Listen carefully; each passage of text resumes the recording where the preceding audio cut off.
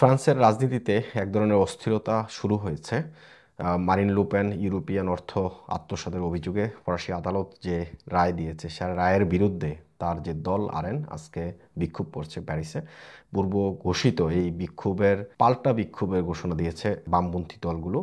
মেলনসন নেতৃত্বে এই বামপন্থী দল বিক্ষোভ করছে সেন্ট দিনিসে। তাছাড়াও ফরাসি প্রেসিডেন্ট ইমানুয়েল ম্যাক্রন লোমাস তারাও বিক্ষোভ করছে, অন্যদিকে মোটরসাইকেল চালকরাও বিক্ষোভ করছে। চতুর্মুখী বিক্ষোভ অনুষ্ঠিত হয়েছে আজ রবিবার। প্যারিসের পুলিশের যে প্রধান লরেন নুনেস তিনি কিন্তু আগেই সতর্ক করেছিলেন সাধারণ জনগণকে যেন ভিড় এড়িয়ে চলে। বিশেষ করে অপ্রীতিকর ঘটনা এখনো পর্যন্ত আমরা যখন সংবাদটা রেকর্ড করছি এখনো পর্যন্ত কোনো ধরনের অপ্রীতিকর ঘটনার সংবাদ আমরা জানতে পারিনি। শুধুমাত্র একটি ঘটনা, সেটি হচ্ছে মারিন লুপেনের যে সভা যেখানে হচ্ছে সেই মিটিংয়ের পূর্ব মুহূর্তে টপলেস অবস্থায় 3 জন নারী সেখানে হাজির হয়েছেন এবং তারা বিক্ষোভ করছিলেন। পুলিশ সেখান থেকে তাদেরকে সরিয়ে দিয়েছে। এই খবরটি ছাড়া এখনো পর্যন্ত আমরা কোনো অপ্রীতিকর ঘটনার সংবাদ পাইনি। যেখানে বলা হচ্ছে মারিন লুপেনের যে সভা হচ্ছে প্লাস দু লা রিপাবলিকে, সেখানে 15,000 কট্টরপন্থীরা অংশগ্রহণ করেছেন এবং অন্যান্য সভায় কতজন অংশগ্রহণ করেছেন এখনো পর্যন্ত সেই সংবাদটি আসেনি।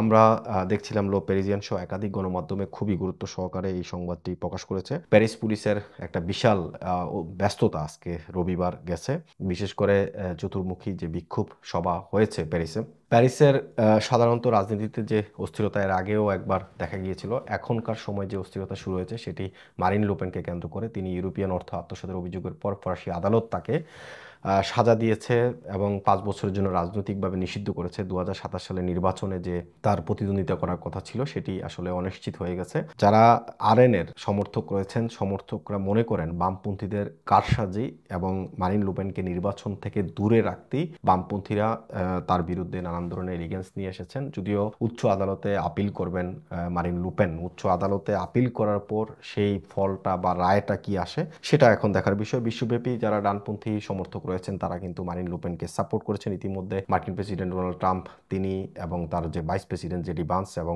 ডন কুবের এলন মাস্কও মারিন লুপেনকে সাপোর্ট করেছেন। মারিন লুপেনের সমর্থনে তারা টুইট করেছেন, মারিন লুপেনের মুক্তি চেয়েছেন।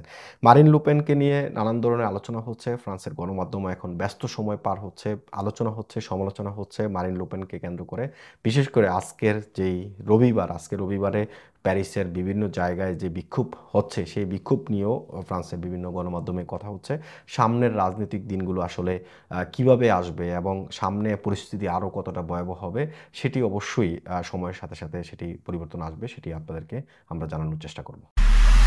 এমআইবি সংবাদ ও সংবাদ সংশ্লিষ্ট অনুষ্ঠান দেখতে ভিজিট করুন www.mibtelevision.tv ও facebook.com/mibtelevision.tv এবং সাবস্ক্রাইব করুন youtube.com/mibtelevision এ। এমআইবি টেলিভিশন, সত্য খবর, সঠিক খবর।